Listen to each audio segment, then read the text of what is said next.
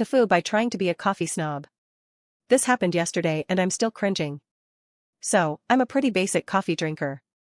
Give me a plain black coffee, maybe a dash of milk if I'm feeling wild, and I'm happy. My friend, Sarah, on the other hand, is a full-blown coffee connoisseur. She talks about single-origin beans, pour-overs, and the nuances of the roasting process like it's a sacred art. I usually just nod along, completely lost. Yesterday, she dragged me to a new, extremely fancy artisanal coffee shop. It had minimalist decor, distressed wood, and a menu that looked like it was written in a foreign language.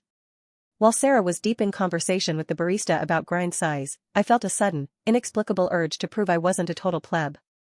I wanted to impress her, to show I too could appreciate the finer things.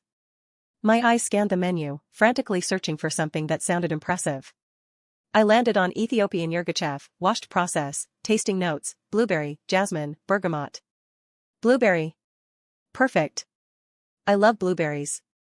I figured it would be a fancy, fruity coffee. So, when it was my turn, I puffed out my chest and, in my most confident, sophisticated voice, declared, "I'll have the Ethiopian yirgacheffe. And make sure it's hot, please. Not lukewarm." I even added a little nod, like I was dropping serious coffee wisdom. The barista, a guy with a meticulously groomed beard, gave me the faintest, almost imperceptible smirk. Sarah just coughed into her hand. My coffee arrived a few minutes later, a small, elegant cup of what looked like perfectly normal black coffee. I took a confident sip, expecting a burst of fruity sweetness. Instead, I was hit with a complex, slightly sour, earthy taste. Not unpleasant, but definitely not blueberries. And it was, as I had specifically requested against all good sense, scorching hot. Sarah, bless her heart, then gently explained that tasting notes don't mean it tastes like blueberries, but rather has subtle aromas or hints that remind a trained palate of those things.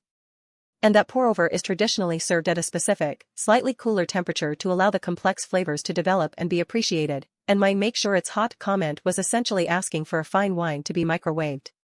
I sat there, trying to look appreciative while sipping this intensely flavorful, unsweetened liquid that tasted nothing like the blueberry muffin I'd envisioned.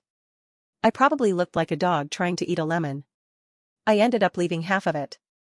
The walk home with Sarah was a silent symphony of my own internal cringing. I'm sticking to my basic black coffee from now on. The barista's knowing smirk will haunt me forever.